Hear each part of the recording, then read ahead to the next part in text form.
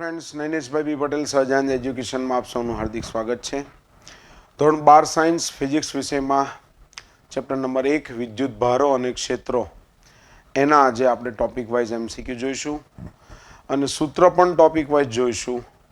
એટલે તમે સૌથી પહેલાં સૂત્રમાં ધ્યાન આપજો તો ટોપિક વાઇઝ MCQમાં તમને જોડે ગણવાની મજા આવશે. રેડી? તો ચેપ્ટર નંબર 1માં સૌથી પહેલી વાત આવે છે વિદ્યુત ભારની. વિદ્યુત ભાર એટલે કે શું? જેમ કે બે પદાર્થ વચ્ચે ગુરુત્વાકર્ષણ બળ લાગે છે. એ ગુરુત્વાકર્ષણ બળ લાગવા માટે જવાબદાર કોણ છે? તો કે બે પદાર્થનું દળ. એમ બે પદાર્થો વચ્ચે લાગતું કુલંબી આકર્ષણ કે અપાકર્ષણ બળ એ લાગવા માટે જે જવાબદાર છે એ પદાર્થનો આંતરિક ગુણધર્મ, જેને કહેવાય વિદ્યુત ભાર. આ વિદ્યુત ભારને આપણે ઇંગ્લિશની અંદર કહીશું ચાર્જ. વિદ્યુત ભારનો સૌથી પહેલાં આપણે SI એકમ જોઈશું. SI એકમ જોયા પછી એના CGS એકમ જોઈશું. વિદ્યુત ભારનું અસ્તિત્વ કઈ રીતે થયું એ પણ જોઈશું આપણે. સૌથી પહેલાં આપણે વાત કરીએ તો વિદ્યુત ભારનો SI એકમ છે કુલમ, જેની સંજ્ઞા છે કેપિટલ C. રાઈટ? ઓકે. વિદ્યુત ભારનો CGS એકમ આમ તો NCERT સિલેબસમાં નથી, પણ છતાં જાણકારી માટે કહી રાખું. એક છે ફ્રેન્કલિન, બેન્જામિન ફ્રેન્કલિન નામના વૈજ્ઞાનિકે વિદ્યુત ભારનો ચાર્જ પ્લસ અને માઇનસ આપ્યો હતો એટલે. બીજો એનો એકમ છે સ્ટેટ કુલમ અને એક છે ESU એટલે કે ઇલેક્ટ્રોસ્ટેટિક યુનિટ. તો SI એકમ અને CGS એકમ વચ્ચેનો કોઈ સંબંધ ખરો? તો કે છે. 3 × 10⁹ એક કુલમ એટલે કે 3 × 10⁹ સ્ટેટ કુલમ. NCERTમાં તો નથી, પણ નીટમાં ક્યારેક પૂછાય તો. અને 1/10 AB કુલમ. તમને એમ થાય AB કુલમ આ કયો એકમ આવ્યો? તો AB કુલમ એનો ઇલેક્ટ્રોમેગ્નેટિક ઇન્ડક્શન એનો એકમ છે. બરાબર? ઓકે. AB કુલમ આપણે ક્યારેક તમારે ખાલી જગ્યામાં એમાં આવે તો, બાકી NCERT સિલેબસમાં છે નહીં. તો વિદ્યુત ભારની આપણે આમ વ્યાખ્યા કરવી હોય તો શું કહી શકાય? તો કે જે મૂળભૂત ગુણધર્મને કારણે પદાર્થ પર વિદ્યુતીય બળ લાગે છે, મૂળભૂત આંતરિક ગુણધર્મ, એને કહેવાય વિદ્યુત ભાર. વિદ્યુત ભાર આમ તો બે પ્રકારના છે, એક ધન અને એક ઋણ. અને વિદ્યુત ભાર ઇલેક્ટ્રોન પરનો જે વિદ્યુત ભાર છે એને આપણે લઈએ છીએ -1.6 10⁻−19 કુલમ. પ્રોટોન પરનો જે વિદ્યુત ભાર છે એ પણ 1.6 × 10⁻−19 જ છે, પણ પ્લસ છે. બરાબર? Plus 1.6 × 10⁻−19 coulomb. હવે કોઈ પણ પદાર્થ છે એ વિદ્યુતની દ્રષ્ટિએ આમ તો હોય બાય ડિફોલ્ટ એ તટસ્થ હોય, એટલે કે જેટલા એના કેન્દ્રની અંદર પ્રોટોન હોય એટલા બહાર ઇલેક્ટ્રોન હોય. તો પદાર્થ વિદ્યુતની દ્રષ્ટિએ કેવો કહેવાય? તટસ્થ. તો તમે કહેશો કે સર વિદ્યુત ભાર ગણવાનો કઈ રીતના? તો કે કેન્દ્રમાં ન્યુટ્રોન અને પ્રોટોન લઘુ અંતરીય એવા ન્યુક્લિયર બળથી ઝઘડાયેલો જે ખૂબ પ્રબળ હોય. જ્યારે બહાર રહેલો ઇલેક્ટ્રોન આ પ્રોટોન ન્યુટ્રોન સાથે એટલા બધા આકર્ષણ બળથી જોડાયેલો હોય નહીં. એટલે કે બે પદાર્થ પર જ્યારે ચાર્જની ટ્રાન્સફર થાય ત્યારે માત્ર ને માત્ર ઇલેક્ટ્રોન જ ટ્રાન્સફર થાય, કોઈ દિવસ ન્યુટ્રોન કે પ્રોટોન ટ્રાન્સફર થાય નહીં. ઓકે? તો બે પ્લસ વિદ્યુત ભાર હોય કે માઇનસ હોય તો એ બંને વચ્ચે શું લાગે? તો કે અપાકર્ષણ બળ લાગે. કયું લાગે? અપાકર્ષણ બળ. અને પ્લસ અને માઇનસ હોય તો એમની વચ્ચે શું લાગે? આકર્ષણ બળ. રેડી? આ MCQમાં આવે છે સજાતીય અને વિજાતીયની વાત. રેડી? ઓકે. હવે વાત કરીએ આપણે ઇલેક્ટ્રોન એક પદાર્થ પરથી બીજા પદાર્થ પર ટ્રાન્સફર થાય છે. તો કે આ ઇલેક્ટ્રોન પાસે બે મૂળભૂત ગુણધર્મો છે. એક ઇલેક્ટ્રોન પાસે છે ચાર્જ, જે આપણે વાત કરી, કેટલો છે? -1.6 × 10⁻−19 કુલમ. અને બીજું છે એની પાસે દળ. હવે જો કોઈ દિવસ એવું ના બને કે ઇલેક્ટ્રોન પાસે ચાર્જ છે પણ દળ નથી, એવું હોય જ નહીં. ચાર્જ અને દળ બંને ભેગા જ હોય. એટલે કે એક પદાર્થ પરથી બીજા પદાર્થ પર ઇલેક્ટ્રોનનું ટ્રાન્સફર થાય ત્યારે દળનો પણ તફાવત સર્જાય. ખ્યાલ આવે દરેકને? એવું નહીં એકલો ચાર્જનો તફાવત સર્જાય. એટલે ઘણા બધા દાખલા MCQમાં કોનું દળ વધ્યું, કોનું ઘટ્યું, કેટલું દળ વધ્યું, કેટલું ઘટ્યું, એવા પણ MCQ આવે છે. તો ઇલેક્ટ્રોનનું દળ કેટલું છે? કે 9.1 × 10⁻31 કિલોગ્રામ. રેડી? જે થોમ્સન નામનો વૈજ્ઞાનિક હતો એને E/m નું મૂલ્ય મેળવ્યું હતું. એના પરથી આપણને મિલ્ક અને ઓઇલ ડ્રોપનો પ્રયોગ કર્યો. એના પરથી આપણને ખબર પડી કે ઇલેક્ટ્રોન પરનો ચાર્જ છે -1.6 × 10⁻19 કુલમ. હવે જે થોમ્સન E/m નું મૂલ્ય આપીને ગયો હતો એના પરથી આપણે દળનું મૂલ્ય સ્વીકારેલું છે 9.1 × 10⁻31 કિલોગ્રામ. રેડી? હવે બે પદાર્થો વચ્ચેની જે આંતરક્રિયા છે એમાં આપણે આ ચાર્જને કેમ પ્લસ અને માઇનસ જ નામ આપ્યું? તો કે તમે સમજો એને પ્લસ છે ને Cl માઇનસ છે, ભેગા થાય તો NaCl થાય, તો ચાર્જ તો 0 થઈ ગયો તમકો. તો ચાર્જને પ્લસ અને માઇનસ સાઇન માત્ર ને માત્ર મેથેમેટિક્સ ની મદદથી જ આપી શકાય. કેમ? તો કે ચાર્જ કોઈ દિવસ ડિલીટ થાય નહીં. ખ્યાલ આવે દરેકને? એટલા માટે આપણે પ્લસ અને માઇનસ સાઇન આપીએ છીએ ચાર્જને, અને એ પણ બેન્જામિન ફ્રેન્કલિન નામના વૈજ્ઞાનિકે ચાર્જની સાઇન આપેલી છે પ્લસ અને માઇનસ. એટલે આપણે સ્વીકારીએ છીએ ઇલેક્ટ્રોનનો ચાર્જ માઇનસ, પ્રોટોનનો ચાર્જ પ્લસ. હવે આ જે વિદ્યુતભાર છે એની પાસે 3 લાક્ષણિકતા છે, 3 ગુણધર્મો છે. 3 ગુણધર્મો કયા કયા છે? વિદ્યુતભારોનો બેઝિક સરવાળો થાય. શું થાય? બેઝિક સરવાળો એટલે કે એડિશન. બેઝિક સરવાળો એટલે શું? તો કે કોઈ પદાર્થ પર -3 ચાર્જ હતો અને એની અંદર હું +5 ચાર્જ ઉમેરું, +5, તો આન્સર મારો આવશે +2 ચાર્જ. ખ્યાલ આવે દરેકને? એ બેઝિક સરવાળો થઈ શકે, સરવાળા બાદબાકીની રીતથી જે થાય છે. બીજો છે એનો નિયમ કે હંમેશા વિદ્યુતભારનું શું થાય? તો કે સંરક્ષણ થાય. વિદ્યુતભારનું શું થાય? સંરક્ષણ. સંરક્ષણ એટલે આપણે જે અગાઉ આપણે ઉર્જા સંરક્ષણનો નિયમ ભણતા હતા એવું જ, કે વિદ્યુતભાર એક પદાર્થ પરથી બીજા પદાર્થ પર ટ્રાન્સફર થાય, કોઈ દિવસ નવો વિદ્યુતભાર ઉત્પન્ન ના થાય, અને વિદ્યુતભાર કોઈ દિવસ ડિસ્ટ્રોય ના થાય, એટલે કે ડિલીટ ના થાય. આને કહેવાય વિદ્યુતભારનું સંરક્ષણ. તમને એવો પ્રશ્ન થાય કે સર આપણે પરમાણુ બોમ્બ હોય છે એમાં તો વિદ્યુતભાર ડિલીટ થઈ ગયો કહેવાય ને, બોમ્બ બ્લાસ્ટ થાય એટલે? ના, પરમાણુ બોમ્બ હોય છે એની અંદર જે ચાર્જ છે એનું આઇન્સ્ટાઈનનું સૂત્ર E = Δ mc² મુજબ એ ચાર્જનું એનર્જીમાં કન્વર્ઝેશન થાય છે. એ ચાર્જ પાસે કંઈક દળ તો હશે જ ને, તો E = Δ mc² મુજબ એનું એનર્જીમાં કન્વર્ઝેશન થાય છે. ચાર્જ કોઈ દિવસ ડિસ્ટ્રોય થાય નહીં. રાઈટ? એટલે ઉર્જા સંરક્ષણનો નિયમ પણ એની જોડે જોડે જ આવી ગયો કે એક ઉર્જાનું બીજી ઉર્જામાં રૂપાંતરણ થયું. રાઈટ? પછી જે આપણે ચેપ્ટર નંબર 13 આવશે ન્યુક્લિયસ, એની અંદર પણ આપણે થોડો ડીપલી અભ્યાસ કરીશું. ત્રીજો ગુણધર્મ છે કે વિદ્યુતભારનું ક્વોન્ટમીકરણ. હા, વિદ્યુતભારનું ક્વોન્ટમીકરણ એટલે શું? તો વિદ્યુતભારનું ક્વોન્ટમીકરણ એટલે કે કોઈ દિવસ વિદ્યુતભાર અપૂર્ણાંક હોય નહીં. કુદરતમાં મળી આવો તો કોઈ પણ વિદ્યુતભાર હંમેશા પૂર્ણ ગુણાંકમાં જ હોય, અને એનું સૂત્ર છે Q = Ne. N એટલે નંબર ઓફ ઇલેક્ટ્રોન્સ કે પ્રોટોન, E એટલે કે એનો ચાર્જ 1.6 × 10⁻19, એટલે કે મેં પહેલો મારો ઇલેક્ટ્રોન લીધો 1.6 × 10⁻19, તો પછી નેક્સ્ટ ચાર્જ આ જ શક્ય બને 3.2 × 10⁻19. વચ્ચેનો કોઈ શક્ય બને નહીં. એટલે કે મારો જે વિદ્યુતભાર છે હંમેશા પૂર્ણ ગુણાંકમાં જ હોય. ઇલેક્ટ્રોન 1 હોય, 2 હોય, 5 હોય, 10 લાખ હોય, 1 કરોડ હોય, પણ કોઈ દિવસ એનો 1.5 ઇલેક્ટ્રોન કે 2.5 ઇલેક્ટ્રોન એવું શક્ય છે નહીં. હવે આપણે પદાર્થ પર, એક પદાર્થ પરથી બીજા પદાર્થ પર જે ચાર્જ ટ્રાન્સફર થાય છે એની 3 રીતો છે. રાઈટ? પહેલી રીત તો છે ઘર્ષણની રીત. ઓકે? એટલે કે કાચના સળિયાને જ્યારે હું રેશમના કપડા સાથે ઘસું, એટલે કાચનો સળિયો જે છે મારો એ ધન વિદ્યુતભારિત થાય, અને રેશમનું કપડું જે છે ઋણ વિદ્યુતભારિત થાય. રાઈટ? બીજી વસ્તુ કે પ્લાસ્ટિકનો સળિયો છે, એને હું ઊન સાથે ઘસું, વૂલ. રાઈટ? તો ઊન એ ધન વિદ્યુતભારિત થાય અને પ્લાસ્ટિકનો સળિયો છે એ ઋણ વિદ્યુતભારિત થાય. આ 2 એક્ઝામ્પલ્સ આપણી ટેક્સ્ટબુકની અંદર લીધેલા છે, અને આપણને MCQ પણ આપણે જોઈશું. હવે થાય શું? અહીંથી તમે વિચારો કે 6 ઇલેક્ટ્રોન રેશમના કપડા પર ટ્રાન્સફર થયા, નવા 6 ઇલેક્ટ્રોન બન્યા નથી. ખ્યાલ આવે? કાચનો સળિયો 6 ઇલેક્ટ્રોન ગુમાવશે, ધન વિદ્યુતભારિત બનશે. રેશમનું કપડું 6 ઇલેક્ટ્રોન મેળવશે એટલે ઋણ વિદ્યુતભારિત થશે. એવું અહીંયા આગળ ઊન 6 ઇલેક્ટ્રોન ગુમાવશે એટલે ધન વિદ્યુતભારિત બનશે. પ્લાસ્ટિકનું સળિયો 6 ઇલેક્ટ્રોન મેળવશે એટલે ઋણ વિદ્યુતભારિત બનશે. આ વાત કરી આપણે ઘર્ષણની રીત. કોની વાત કરી? ઘર્ષણની રીત. બીજી રીત આપણી છે એ પ્રેરણની રીત છે. પ્રેરણ રીતમાં એક પદાર્થને બીજા પદાર્થની જોડે લઈ જવાનો હોય અને ગ્રાઉન્ડ કરી, એ આપણું ટેક્સ્ટબુકનું પહેલું ઉદાહરણ છે જ અંદર. બરાબર? એને કહેવાય પ્રેરણની રીત. એક પદાર્થ પરથી બીજા પદાર્થ પર ઇલેક્ટ્રોનને ટ્રાન્સફર કરવા માટેની 3 રીત છે. પહેલી આપણે ઘર્ષણ રીત કે રબ કરીએ, બીજી રીત છે આપણી સંપર્ક દ્વારા ટચ કરાવીને, અને ત્રીજી રીત છે પ્રેરણની રીત. રેડી?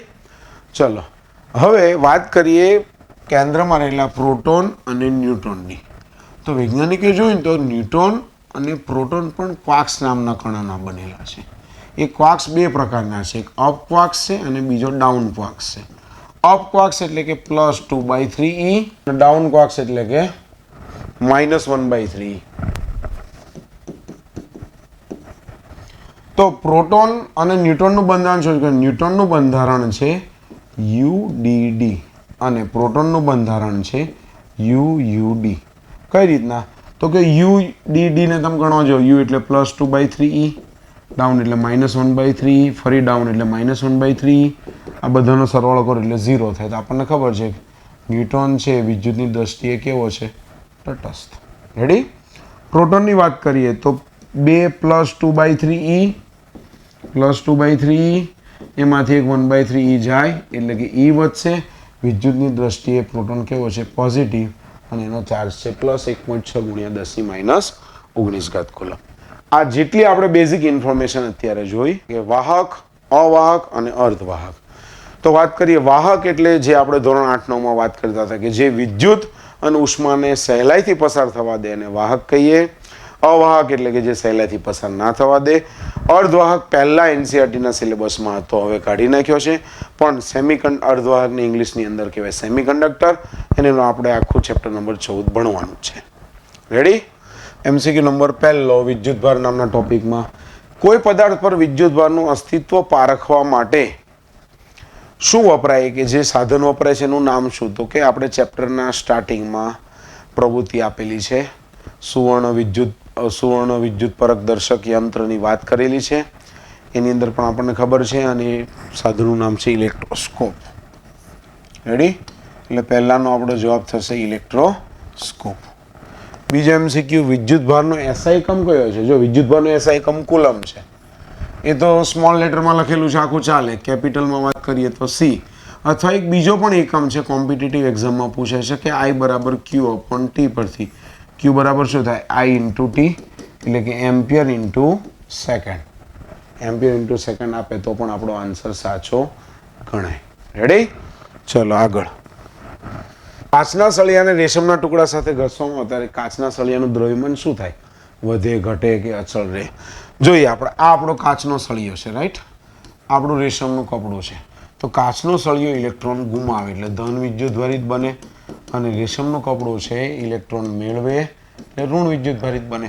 તો ઇલેક્ટ્રોન અહીંથી અહીંયા ટ્રાન્સફર થયા, નવો વિદ્યુતભાર ઉત્પન્ન થતો નથી. ખ્યાલ આવે દરેકને? તો ઇલેક્ટ્રોન અહીંથી અહીંયા, ઇલેક્ટ્રોન પાસે દળ તો છે જ ને. તો આનું દ્રવ્યમાન શું થાય? તો કે આનું દ્રવ્યમાન ઘટે, એટલે કે કાચના સળિયાનું દ્રવ્યમાન ઘટે છે. કદાચ એવું પૂછો રેશમી કપડાનું દ્રવ્યમાન, તો કે આનો એમ શું થાય? વધે છે. રેડી? આગળ જો MCQ નંબર 4.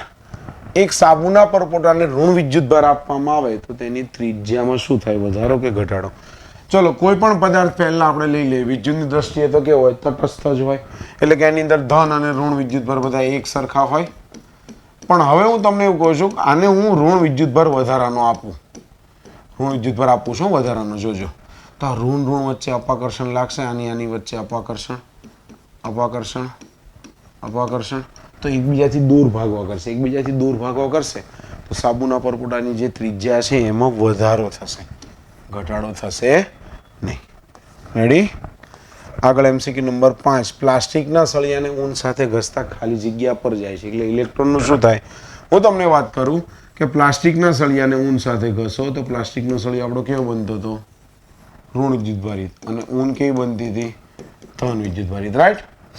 તો હવે વાત કરીશ ઇલેક્ટ્રોન ક્યાં જાય? તો કે ઇલેક્ટ્રોન ઊન પરથી સળિયા પર જાય. આ ઊન છે, રાઈટ? ઇલેક્ટ્રોન ઊનમાંથી ક્યાં જાય? સળિયા પર. એટલે ઇલેક્ટ્રોન ઊનમાંથી સળિયા પર જાય. Option A is right. Okay? કારણ કે ઇલેક્ટ્રોન ગુમાવે છે એટલે. હવે કોકને એવું થાય C અને D માં તો પ્રોટોનની વાત કરી છે. એટલે પ્રોટોન તો કોઈ દિવસ ટ્રાન્સફર થાય જ નહીં. એટલે C અને D ને તો તમારા મગજમાં વિચારવાનું જ ન આવે. કોઈ દિવસ પ્રોટોન કે ન્યુટ્રોનનું તો સ્થાનાંતર થાય નહીં. હંમેશા ને હંમેશા મગજમાં બેસાડી દેવાની વાત કે સ્થાનાંતર ઇલેક્ટ્રોનનું જ થાય. ઓકે, ચલો આગળ. વાહકો અને અવાહકોની એક વાત કરીએ છીએ કે જે દ્રવ્ય વિદ્યુતને સહેલાઈથી પસાર થવા દે એને શું કહેવાય? સુવાહકો. રાઈટ, પસાર ના થવા દે કે અવાહકો. અર્ધવાહકો છે ને એ તાપમાન પર ડિપેન્ડિંગ કરે છે, જે ચેપ્ટર નંબર 14માં આપણે જોઈશું. આગળ જોઈએ MCQ નંબર 7. બે અવાહક પદાર્થને ઘસવાની પ્રક્રિયામાં, હું એમ કહું અવાહક પદાર્થને કીધું છે ઘસવાની પ્રક્રિયામાં, ઇલેક્ટ્રોન તો ઉત્પન્ન થવાનો જ નથી અવાહકમાં. હું તો અવાહકની જગ્યાએ સુવાહક શબ્દ વાપર્યો હોત ને તોય નવો વિદ્યુતભાર તો ઉત્પન્ન થતો નથી જ ઓલવેઝ. કારણ કે પદાર્થના એક પદાર્થ પરથી બીજા પદાર્થ પર ચાર્જ ટ્રાન્સફર થાય, નવો ચાર્જ ઉત્પન્ન ના થાય કે ચાર્જ કોઈ દિવસ ડિસ્ટ્રોય ના થાય. રેડી? ઓકે, આ તો અવાહક શબ્દ વાપર્યો. સુવાહક વાપર્યો તો આન્સરમાં કોઈ ફેરફાર થાય નહીં. હવે વાત કરી છે અપ ક્વાર્ક્સ અને ડાઉન ક્વાર્ક્સ. આપણે પહેલા જ જોયું સૂત્રની અંદર અપ ક્વાર્ક્સને કહેવાય +2/3 અને ડાઉન ક્વાર્ક્સને કહેવાય -1/3. આગળ MCQમાં આપણને વાત કરે છે પ્રોટોનના 3 ક્વાર્ક્સનું બંધારણ કહો હોય તો પ્રોટોન એટલે કે +E આવતો હતો એટલે કે U અને D થાય. કેમ? તો કે +2/3E +2/3E -1/3 ડાઉન. એટલે ચલો આને સરળ બાદબાકી કરો એટલે એકલો E વધશે કે પ્રોટોન પરનો ચાર્જ છે એટલે આપણો આન્સર આવશે UUD. જો ન્યુટ્રોન પૂછેલું હોત તો આપણો આન્સર શું આવત? ન્યુટ્રોન માટે શું થાત? UDD. તો એનો ચાર્જ 0 થાય અને ન્યુટ્રોન વિદ્યુતની દ્રષ્ટિએ કેવો છે? તટસ્થ છે. રેડી? આગળ વિદ્યુતભારના મૂળભૂત ગુણધર્મો જે આપણે પહેલા વાત કરી હતી એના જેવી જ વાત આવી. જોઈ તમે કે કુદરતમાં અલગ કરેલા તંત્ર પરના વિદ્યુતભારનું મૂલ્ય હંમેશા કેવું હોય? તો કે મૂળભૂત વિદ્યુતભારના પૂર્ણ ગુણાંકમાં જ હોય, જે આપણો આન્સર આવશે C. આ વ્યાખ્યા છે બેઠી ટેક્સ્ટ બુકની. રાઈટ? વર્ગમૂળ કે વર્ગના ગુણાંકમાં એવું કશું હોય નહીં. ચલો આગળ જઈએ આપણે MCQ નંબર 11માં. વિદ્યુતભારના પ્રાથમિક એકમનું મૂલ્ય કેટલું? વિદ્યુતભારનો પ્રાથમિક એકમ આપણને ખબર છે શું છે? 1.6 × 10⁻−19 કુલમ. પણ એટલું બધું સહેલું તો કોઈ પૂછે નહીં ને આપણને. જો છે કઈ ઓપ્શનમાં નથી તો આપણે શું કરીએ તો કે 1.6 × 10⁻9 રાખું હું, 10⁻10 અલગ રાખું હું, 10⁻9 ને કહેવાય નેનો, એટલે 1.6 × 10⁻10 નેનો કુલમ. કયો છે આન્સર આપણો? A. Answer is right answer. Right? ચલો જોઈએ આગળ પછી MCQ નંબર 12. એક કુલમ વિદ્યુતભારમાં ખાલી જગ્યા ઇલેક્ટ્રોન હોય. નંબર ઓફ ઇલેક્ટ્રોનની સંખ્યા પૂછી છે. વિદ્યુતભારનું ક્વોન્ટમીકરણ Q = N × E. રેડી? ચલો નંબર ઓફ ઇલેક્ટ્રોન આપણે એનને સૂત્રનું કરતા બનાવીશું. કુલ ચાર્જ કીધો છે 1 કુલમ. એનું મૂલ્ય છે 1.6 × 10⁻19 કુલમ. રાઈટ? ચલો 1/1.6 એટલે કે 0.625 ગુણ્યા 10⁻19 ઉપર આવે તો 10 ની કેટલી થઈ જાય? +19 થઈ જાય. 1 પોઈન્ટ કાપી એટલે 6.25 ગુણ્યા 10⁻18. એકમ હોય ને સંખ્યા પૂછી છે. રાઈટ ને? એટલે 6.25 ગુણ્યા 10⁻18 આન્સર આવશે B મારો. રાઈટ? ચલો આગળ જોઈએ આપણે હવે MCQ નંબર 13. 1 માઇક્રોકુલમ વિદ્યુતભારમાં કેટલા પ્રોટોનને સમતુલ્ય છે? 1 માઇક્રોકુલમ વિદ્યુતભાર. ચલો તમને વાત કરું કે Q = વિદ્યુતભારનું ક્વોન્ટમીકરણ Q = N. 1 માઇક્રો એટલે 1 × 10⁻6.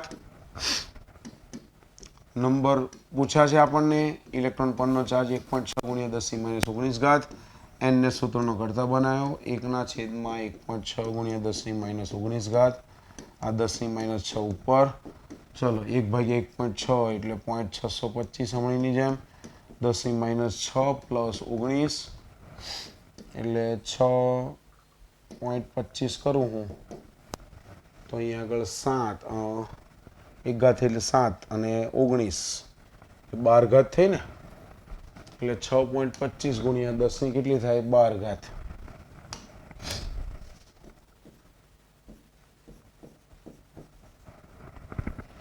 6.25 ગુણ્યા 10⁻12 answer B is right answer. MCQ number 14. Alpha કણનો વિદ્યુતભાર ખાલી જગ્યા થાય. આલ્ફા કણ એટલે હિલિયમનું ન્યુક્લિયસ. 2He4 એટલે એની અંદર 2 ઇલેક્ટ્રોન આવેલા હોય. 2 ઇલેક્ટ્રોન એટલે કે શું કહેવાય? 2 × 1.6 × 10⁻19 એટલે કે 3.2 ગુણ્યા 10⁻19 કુલમ. કયો છે આન્સર? જોયો 3.2 ગુણ્યા 10⁻19 કુલમ. રેડી? ચલો હવે આગળ જઈએ આપણે. MCQ number 15. એક પદાર્થ -80 માઇક્રોકુલમ વિદ્યુતભાર ધરાવે તો એના પરના વધારાના ઇલેક્ટ્રોનની સંખ્યા પૂછી છે. વિદ્યુતભારનું ક્વોન્ટમીકરણ Q બરાબર Ne. ચલો નંબર ઓફ ઇલેક્ટ્રોન્સ પૂછેલા છે. કેપિટલ Q આપણને આપેલા છે -80 ગુણ્યા 10⁻6. ઇલેક્ટ્રોન પરનો ચાર્જ છે -1.6 ગુણ્યા 10⁻19 કુલમ. અહીં આગળ આવશે 50 ગુણ્યા 10⁻6 ને +19 એટલે 10⁻13. તો 50 ગુણ્યા 10⁻13 જવાબ છે આપણો? ના, આન્સર આપણો સિમ્પલ જ છે 5 ગુણ્યા 10⁻14. સંખ્યાનો કોઈ એકમ હોય નહીં એટલે 15માં MCQમાં આપણો આન્સર થશે C. રેડી? આમ વિદ્યુતભારના ક્વોન્ટમીકરણના આપણે અલગ અલગ MCQ જોતા રહીએ છીએ. બરાબર? થોડીક મેથડ બદલાતી જશે, જોતા રહીજો તમે. MCQ number 16. ધાતુની એક તટસ્થ પ્લેટ પર 10⁻19 ઇલેક્ટ્રોન મૂકવામાં આવે તો એના પરનો કુલમ કેટલા કુલમ વિદ્યુતભાર હશે એવો પ્રશ્ન પૂછ્યો છે. આ ધાતુની તટસ્થ પ્લેટ છે એનો મતલબ એવો હોય છે કે નેટ ચાર્જ પહેલા કેટલો છે? 0. તટસ્થ, જેટલા ઇલેક્ટ્રોન એટલા જ પ્રોટોન. હવે 10⁻19 ઇલેક્ટ્રોન આના ઉપર મૂકીશું તો વિદ્યુતભારનું ક્વોન્ટમીકરણ એવું કહે છે Q બરાબર Ne. 10⁻19 મૂકું, ઇલેક્ટ્રોન પરનો ચાર્જનું મૂલ્ય તો આપણને ખબર જ છે 1.6 ગુણ્યા 10⁻19 +19 -19 ગયા. આન્સર આવે 1.6. હવે સમજવાનું છે કે આન્સર +1.6 કે -1.6.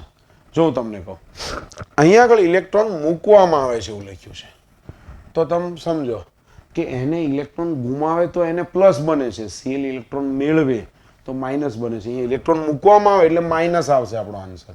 જેવું હોત કે 10⁻19 ઇલેક્ટ્રોન દૂર કરવામાં આવે છે તો આન્સર આપણો +1.6 આવે. પણ અત્યારે આપણો આન્સર કેટલો આવશે? A -1.6. રેડી? MCQ નંબર 17 જોઈએ. એક કાચના સળિયાને રેશમી કપડા સાથે ઘસતા 8 ગુણ્યા 10⁻5 કુલમ જેટલો ધન વિદ્યુતભાર જમા થાય છે તો રેશમી કપડાએ મેળવેલા વધારાના ઇલેક્ટ્રોનની સંખ્યા કેટલી? તો ફરી વિદ્યુતભારનું ક્વોન્ટમીકરણ તો આપણને ખબર જ છે Q બરાબર Ne. નંબર ઓફ ઇલેક્ટ્રોન આપણે મેળવવાના છે. Q આપેલા છે 8 ગુણ્યા 10⁻5. ઇલેક્ટ્રોનનો ચાર્જ છે 1.6 ગુણ્યા 10⁻19 કુલમ. 8 ભાગ્યા 1.6 એટલે 5, 10⁻5 + 19 એટલે 10⁻14 થાય. 5 ગુણ્યા 10⁻14. આન્સર આપેલો છે 5 ગુણ્યા 10⁻14 નથી. જો મોસ્ટ ઓફ બધા ઉતાવળ કેવું કરવા છે ખરા 10⁻14 જોઈને આમ ફટ ટીક કરી નાખે, પણ આ લોકો અહીંયા એવી ચાલાકી વાપરી છે 50 ગુણ્યા 10⁻13 આપ્યું. જોઈએ તમે આન્સર તો 50 ગુણ્યા 10⁻13 એટલે આન્સર C આપણો રાઈટ થશે. બરાબર? ઉતાવળમાં બહુ સહેલું છે એમ જ મિસ્ટેક થઈ જાજી.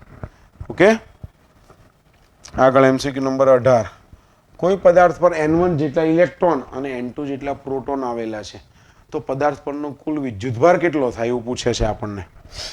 ચલો, N1 ઇલેક્ટ્રોન છે તો ઓબ્વિયસ એ માઇનસ આવશે. N2 પ્રોટોન છે એટલે કે +N2 * પ્રોટોન એટલે કે E થયું. તો કુલ ચાર્જ આપણને પૂછેલો છે. ઇલેક્ટ્રોન E ને કોમન કાઢો તો શું થાય? N2 - N1 * E. બોર્ડમાં એક વખત પૂછી ગયેલો છે MCQ N2 - N1 * E. જો દર વખતે ગોખીને નહીં રહેવાનો N2 - N1 * E. ક્યારેક ઇલેક્ટ્રોનને N2 કહી દે, પ્રોટોનને N1 કહી દે, એવું પણ બની શકે છે. એટલે પ્રશ્ન જેમ બને એમ શાંતિથી વાંચવાનો. આગળ વાત છે MCQ નંબર 19. એક ઘન પદાર્થમાં 5 ગુણ્યા 10⁻21 પરમાણુ છે. જો દરેક 0.01% પરમાણુમાંથી એક ઇલેક્ટ્રોન દૂર કરવામાં આવે તો ઘન પદાર્થ પર મળતો કુલ વિદ્યુતભાર કેટલો આપણને એવું પૂછે છે આ લોકો. 5 ગુણ્યા 10⁻21 પરમાણુ છે અને દરેકમાંથી 0.01% દૂર થાય. આપણને ખબર છે ટકાવારી 100 હોય, રાઈટ? એટલે કે 100 એ 0.01. તો ટોટલ પરમાણુની સંખ્યા કેટલી છે? 5 ગુણ્યા 10⁻21 છે. ત્યારે કેટલા? 83 મૂકીએ. 5 ગુણ્યા 10⁻21 ગુણ્યા 0.01 છેદમાં 100 એટલે કે 5 ગુણ્યા 10⁻21. આ 0.1 એટલે 0.01 એટલે 10⁻2 અને 10⁻2 આ 10⁻4 તો આન્સર થાય 5 ગુણ્યા 10 ની 21 માંથી 4 જાય તો 10 ની 17 ઘાત. આ તો સંખ્યા આવી ગઈ આપણી પાસે. તો આપણને ચાર્જ વિદ્યુતભાર કેટલો એ પૂછ્યું છે ને, તો આ તો સંખ્યા છે 5 ગુણ્યા 10 ની 17 ઘાત. ઇલેક્ટ્રોન પરનો વિદ્યુતભાર તો આપણને ખબર જ છે 1.6 ગુણ્યા 10 ની -19 ઘાત કુલમ. તો 5 ગુણ્યા 1.6 એટલે 8, 10 ની 17 અને -19 એટલે -2. પોઈન્ટ કાપો તો 0.08 કુલમ થાય. હવે જોજો સમજવા જેવું કે 0.08 કુલમ તો પ્લસ એ છે અને માઇનસ એ છે. મારે શું ટીક કરવાનું ભાઈ? અહીંયા એવું કહે છે કે પરમાણુમાંથી એક એક ઇલેક્ટ્રોન દૂર કરવામાં આવે એવું છે. જોયું? તમે એક જ વસ્તુ મગજમાં રાખો કે એને ઇલેક્ટ્રોન ગુમાવે એટલે પ્લસ થાય. અહીંયા આગળ ઇલેક્ટ્રોન દૂર થાય છે એટલે ચાર્જ જે આવતો આવશે એ પ્લસ આવશે.